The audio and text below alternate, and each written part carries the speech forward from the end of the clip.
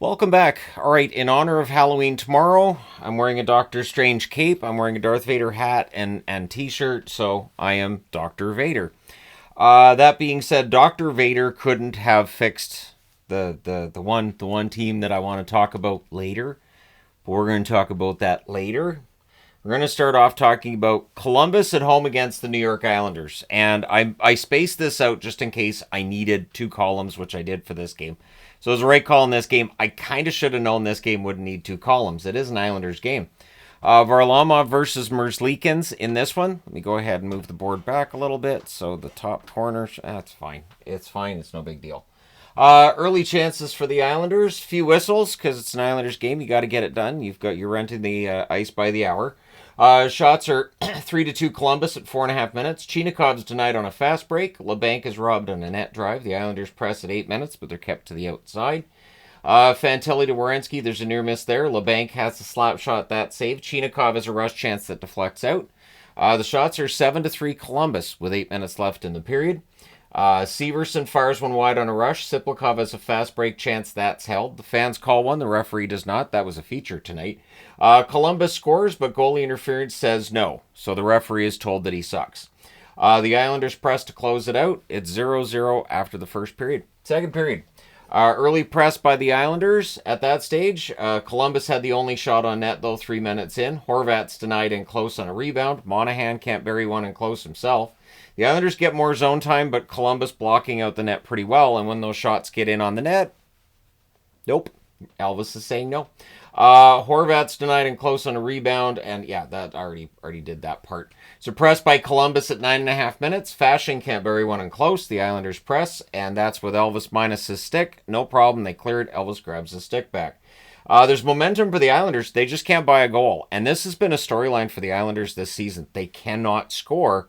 This is becoming more and more of a problem because now it's getting in their heads, and you can see it. It's getting in their heads. They're not going to be able to score, and so it becomes a self-fulfilling prophecy. There's a power play for New York. There's a shorthanded chance for Putia, which is a near miss. Power play's killed off. Things are pushed in a hole by Merzlikins. Mayfield to Barzell. There's a near miss there. It's still scoreless after two. Third period. Olivier has a rush chance that's held. Nelson has a screenshot that's saved. There's a press by Columbus at 3 minutes. Severson with a near miss from in close. The shots are 4-2 for Columbus at 4.5 minutes, and they would get on the board. Severson, a net feed deflects in off Pullock's skate there. Corrali with the assist at 5:43. That makes it 1-0 Columbus.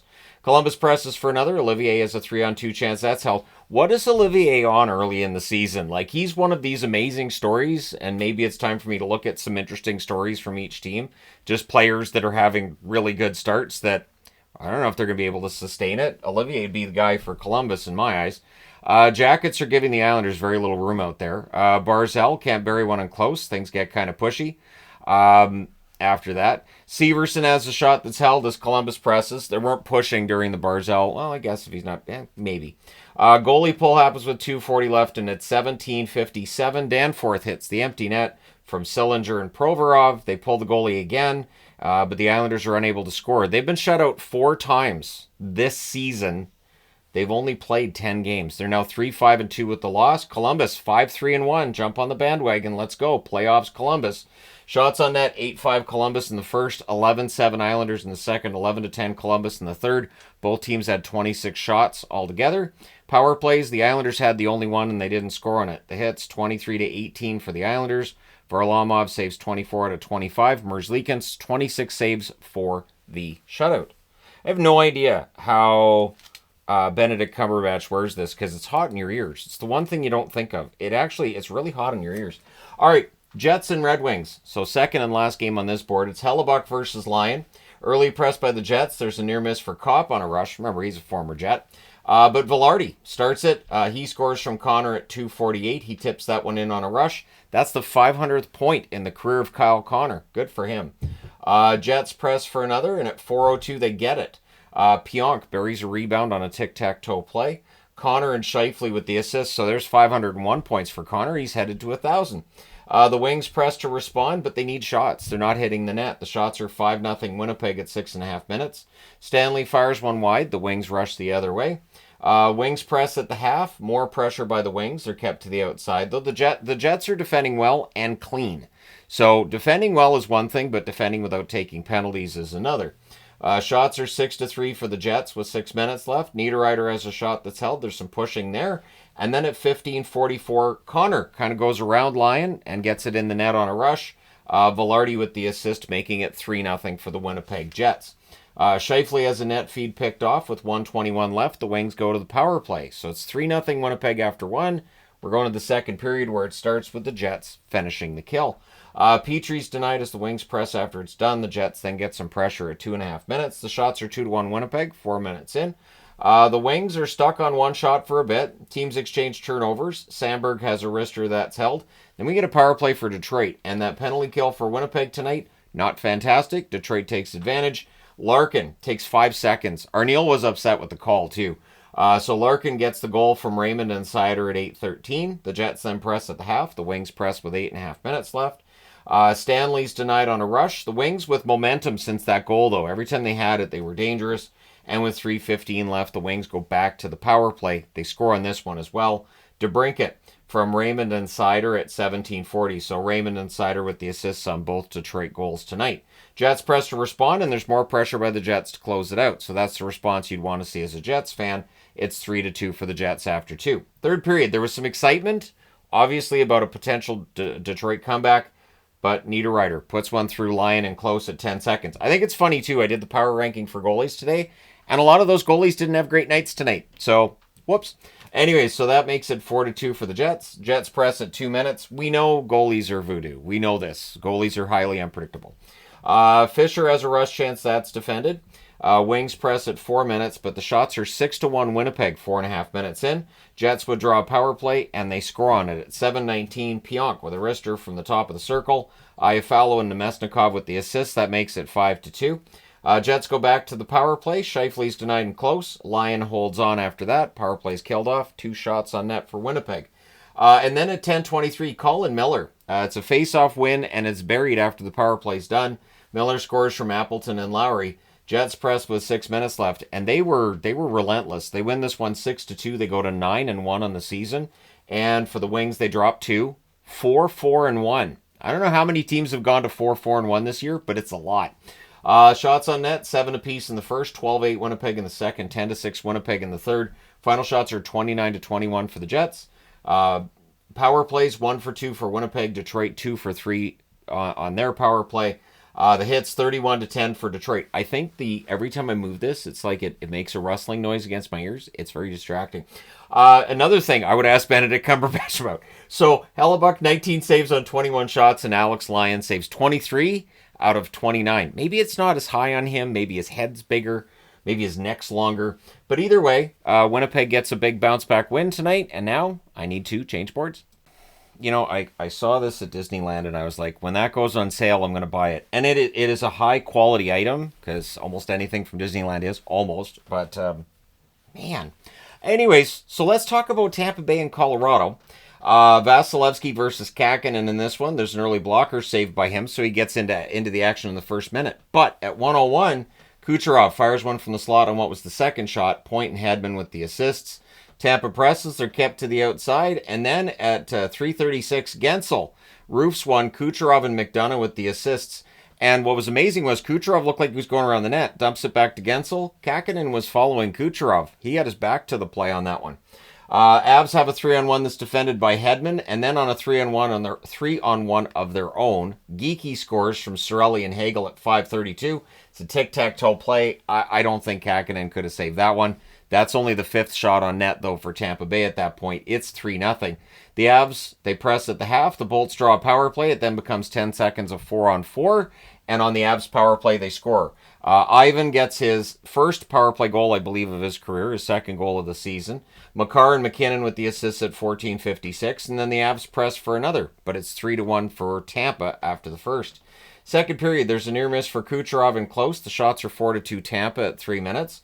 There's a power play then for the Avalanche. That leads to a shorthanded rush by Cirelli that was defended. Hedman's denied via a shorthanded 3-on-2. They killed that off, but they still, the Avs had 3 shots in that power play. So very exciting power play at both ends of the ice. And then at 6:28, Gensel gets a rebound. Pointed hit the post. The puck bounces right to Gensel, who buries it. Point and Kucherov with the assist. That makes it 4-1. Geekie has a rush chance then that saved. The Bolts press at 9 minutes. We get a power play for Colorado. That's killed off. The Avs go back to the power play. That's killed off as well. Rantanen's then denied during the press afterwards. And then Steinberg gets 5 in a game for a pretty brutal hit. It starts as a 4-on-4 because of a roughing call that was made on a Tampa Bay player at that time. But then it's a 3-minute power play on the other end, of course, for Tampa. So, yeah, Steinberg gets that 5 in a game. It was not a great hit. So we start the third period with 2:18 left in the Tampa Bay major power play. The Avs do finish the kill. Then there's a press by Colorado at 4 minutes. The shots are 2-1 Colorado, 6.5 minutes in. Fans call one. The referee does not. Avs press at 9 minutes. We had a fight between Asimont and Wagner. Ivan then gets denied on a wraparound. And then during a heavy press by Colorado, Makar scores from Rantanen and McKinnon at 10:57. Then we have too many Avs on the ice. The Bolts with a power play. That's killed off. And then the Avs resume control, but they're still down by 2. Goalie pull happens with 2:30 left, and at 18:40, Cirelli hits the empty net from Hagel, and so your final score in this one's 5-2. Tampa Bay goes to 7-3 to start the season. Colorado drops to 5-6. Definitely some issues with Colorado at this point. Injuries being the key thing, but goaltending being the other one. Shots on net in this one, 10-8 Tampa Bay in the first, 14-9 Colorado in the second, 13-2 Colorado in the third. Final shots are 35-21 for the Avs. Power plays Tampa Bay 0 for 3. Colorado 1 for 4. The hits 24-12 for Colorado. Vasilevsky saved 33 out of 36. He was fantastic. Kakinen 16 saves on 20 shots. He allowed 3 goals on the first 5 shots. After that, he was good, but again, we've talked about this with Kakinen before. I believe in previous seasons that he allows those early goals, and then he might get better, but those early goals are not what you want if you're playing in front of him. All right, next up, Calgary and Utah. So the Flames have really started to fall off. This was a notable issue for them tonight. Utah seemed to get better as the game wore along. So it's Wolf versus Ingram. The early jump was for Calgary. In fact, they were pressing 2 minutes in, and 3 minutes into the game, the shots were 4-1. However, Kerfoot scores first for Utah. Kesselring and Sergachev with the assists at 4:41. That one was past a screen from the point. Flames press for response, and they had a nice recognition for Backlund's 1,000th game. I don't feel like that's recognized in every building when the visiting player has his 1,000th game. I thought that was kind of nice. Flames draw a power play. That's killed off. Schmaltz is denied in close. Wolf holds there. Huberdeau is robbed as the Flames get some pressure with 3:59 left. The Flames get a power play. That's killed off. Bukestad fires one high on a rush. With 1:01 left, we get 2 minutes of 4-on-4. So, in the waning seconds at 19:58, Barrett Hayden on a tic-tac-toe play on the rush during the 4-on-4 gets the goal. Schmaltz and Cole with the assists. That's just a killer. It's 2-0 after 1. Second period, Sharangovich has an early chance that's held.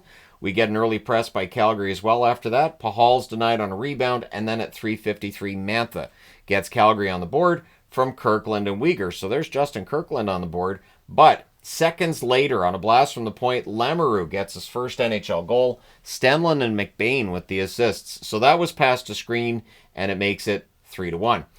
Flames press at 6 minutes. In fact, the shots are 4-2 Calgary 7 minutes in. The fans call one, the referee doesn't, so good on you, Utah. You've joined the rest of NHL fans making those penalty calls. Utah presses at 8.5 minutes. Pospisil has a rush chance that's saved. The fans try calling another. The referee doesn't listen. Michelli's offside. The crowd disagrees, and so, the ref sucks. It happened. Michelli was in on a break, and it looked on the replay like it was close. I don't know if he was offside or not, but the fans didn't agree. So then we get a power play for Utah not long after, and it becomes 1 minute and 20 seconds of 5-on-3. That's just too long. During the 5-on-3, Sergachev scores at 16:32 from Gunther and Schmaltz. The Flames then kill off the 5-on-4, but they're down 4-1 after 2. Third period, there's an early Flames power play. That's killed off. Shots are 6-1 for the Flames at 4 minutes, and then the momentum just switches. We get a power play for Utah, and they score on it. Keller from Gunther and Sergachev at 5:13. Utah then draws another power play. Hayden can't bury one in close. Things are pushy on a hold by Wolf. Power play's killed off, but it had 4 shots altogether. Utah then scores, but there's a goalie interference challenge, and it was pretty obvious it was goalie interference.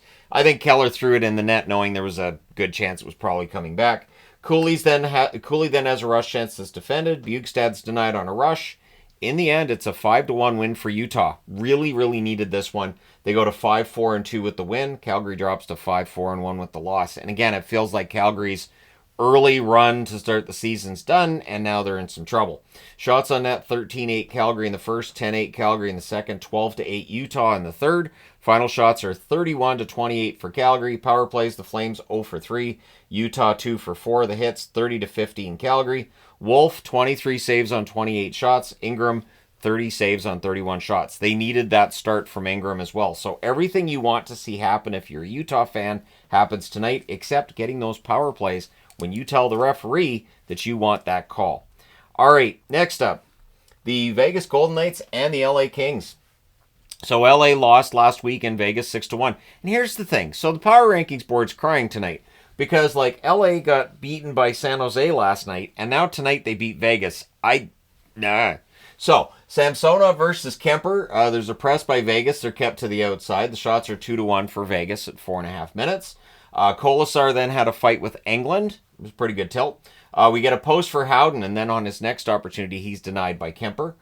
Strong forechecking by Vegas. Majority of the times in the Kings' end. But then we had Kopitar to Kempe near miss. And then Samsonov gives the puck to Foegele. Whoops.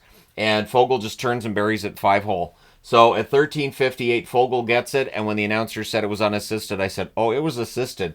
And then at 14:40, short side on zone entry, it's Kempe from Kopitar and Anderson. So Mikey Anderson with an assist there. 2:13 left. Vegas gets a power play. That's killed off. It's 2-0 LA after one. Second period.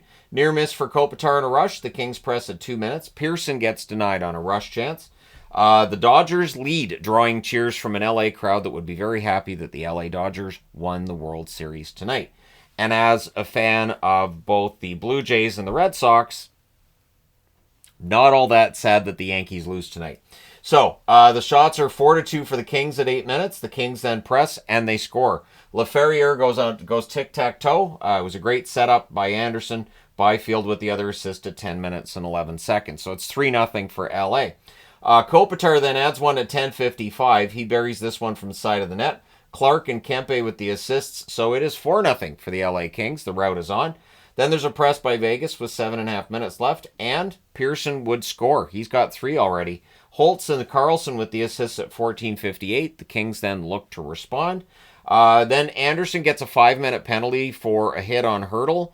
They end up removing the penalty on him. We end up with 4-on-4 instead for the kerfuffle that takes place after the Anderson hit on Hertl. Hertl would return to the game, but at the time he looked concussed. And we'll see if anything comes out tomorrow because he may have felt fine. He may have passed all the tests. After tonight, tomorrow morning is going to be very telling. Can be with concussions.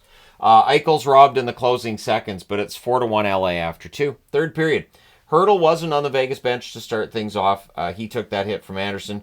Vegas has the lone shot on net at 3.5 minutes. Around then, Hertl returns to the game. We get a power play for the Kings. Fiala's denied from the slot. He's not denied his next time out. He scores from Kopitar and Clark at 6:23, and that was Kopitar's 800th career assist. Kudos to him, Anze Kopitar, one of the greats. He's definitely a Hall of Famer. First ballot, I don't think there's any debate about that. And I'll go controversial with this. I think he's the best player from Slovenia that's ever played in the NHL. I know. You guys tune in for this kind of insight. And then at 8:03, Edmondson puts a point shot past the screen. Clark and Fiala with the assist. So it's 6-1. Rough night for Samsonov. Whoops. So Lion, Samsonov. At any rate, there's a power play for Vegas. That becomes 1 minute and 2 seconds of 5-on-3. That's too many minutes of 5-on-3. Dorofeev tips one in from the side of the net. Stone and Theodore with the assists at 11:04. The Kings then kill off the 5-on-4 before Dorofeev gets another one. He scores from Korzak at 17:03. It was a backhand from a distance, but it was a pretty good backhanded goal.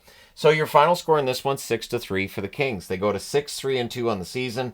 Vegas drops to 7-3-1. Shots on net, 10-8 Vegas in the first, 10-7 Vegas in the second, 11-6 LA in the third. Both teams had 26 shots in this game. Power plays, 1 for 3 for Vegas. The Kings scored on the only power play they had. The hits, 27-21 LA. Samsonov, rough night, 20 saves on 26 shots. Kemper, better night, 23 saves on 26 shots. And then we get to the last game of the night. So this magnet here, and for anybody on their phone that can't read it, I have had this magnet for, I want to say 3 years. I've never used it. Now, on this game, people are going to say, well, wait a minute, isn't that extermination? Yep, got you covered. It even says exterminate right on it. So yes, it is an extermination game because it's a 5-goal shutout or more. And yeah, I think this was the worst game I've seen Vancouver play in a long time. Now, I understand New Jersey's owned Vancouver for years. I get that. This is kind of gross. And so, yeah, I was not a happy camper during this game. I wasn't happy that because, it's my job to watch all the games. Fine, watch them right till the end. Okay. It didn't get better. I kept thinking, well, at least if they have a good third period. Nope, it's not going to happen. And the Canucks at home have had 5 games, and they've won one of them. So they took a bit of a tumble down the power rankings board tonight. They don't play again until Saturday against San Jose, which I would call a trap game. But when you've won less than half of your games, is it really and truly a trap? Because the Canucks right now, I have some concerns. So it was Markstrom versus Shelovs, and Shelovs is one of the concerns. Because at 53 seconds on a 2-on-1 rush, Hischier goes short side from Mercer. And the reason I'm pointing out, too, where the goals are a little bit here, it feels like teams have a book on Shelovs. This is sort of where this looked at. Or New Jersey, just tonight, they had incredible accuracy.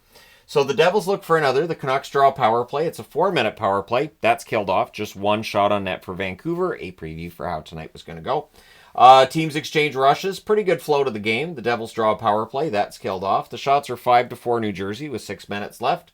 We get 2 minutes of 4-on-4. There's some punching and high sticking of one another with 2:19 left, but no penalties there. Meyer has a rush chance to deflect high. With 4.7 seconds left, the Canucks get a power play. So that extends into the second period. New Jersey ahead 1-0. Pettersson to Besser. There's a near miss there, and then it's a shorthanded goal. Mercer scores from Hischier at 1:35 on a rush chance off of a turnover, and they go blocker side out of rebound. So Shelov saves the initial one, and that rebound, pretty open net there for Mercer to hit, so he had a goal and an assist to that point in the game. Devils then finish the kill. There's a post for Siegenthaler on a rush, and then on their 8th shot, they get their 3rd goal. Timo Meier goes far corner. Hischier with the assist at 3:07. The shots are 3-1 for the Devils at 7 minutes. 2 of those, of course, have gone into the net. There's a near miss for Tatar on a rush. Soucy has a net feed that's held as the Canucks get some pressure. Howla then has a fight with Garland as Garland is trying anything to get the Canucks fired up, and the crowd got into it. They did chant for Garland, but did it wake the Canucks up? Nah, they're still in enchanted slumber. The Devils say goal. We don't hear the horn, but we end up with a whistle, and when the referee looks at it, this was clearly in the net. I have no idea why nobody spotted it on the ice. So Palat gets this one in. It goes off Shelov's leg into the net. And Hamilton and Jack Hughes with the assists at 14:04. The 4-0 score is accurate. This is how well the Canucks are playing tonight. We get a power play for the Canucks with 3:48 left, and of course it got killed off. I don't even know if they had a shot on it. So we go to the third period with a score 4-0 New Jersey. And again, for me, and I'm being transparent here, as a Canuck fan starting the third period, I'm like, at least they got to do something in the third period. This has to be better. Arguably, it wasn't. So, Canucks press at 3 minutes. Jack Hughes can't bury one in alone. The Devils press at 6 minutes. Strong back-checking by New Jersey, too. We get a power play for the Devils, and they score on it. It's Jack Hughes from Nason and Bratt at 9:20. He buries it 5-hole. It was a good cycle, and he goes 5-hole on that one. Hronek can't bury one. Markstrom holds. The Canucks press with 7.5 minutes left. And at 14:06, Tatar tips one in off of what was a good cycle. Bastian and Dowling with the assists. And it's just that cycle gets Shelov's just enough out of position. They get that goal. It makes it 6-0. And at that point, the WTF magnet was already on the board. Near miss for Meyer in the closing minute, and the Boo Birds close things out. Worst home loss in almost 7 years by the Vancouver Canucks. And again, I know New Jersey owns Vancouver. If this was a 3-2 loss, 4-2 loss, I'd be like, it was a good game. New Jersey won. But 6-0, man. Shots on net, 7-5 Vancouver in the first, 9-7 for New Jersey in the second, and then 8-6 New Jersey in the third. Final shots, 22-20 for New Jersey. Power plays, the Devils 1 for 2, Vancouver 0 for 4. The hits, 43-20 for Vancouver. They just didn't hit the net, but they hit the players.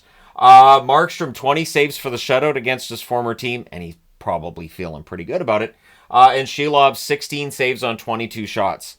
I don't know if it's too early to say the Canucks need to consider an upgrade in the backup position. I think that the questions about how long Demko is going to be out will persist.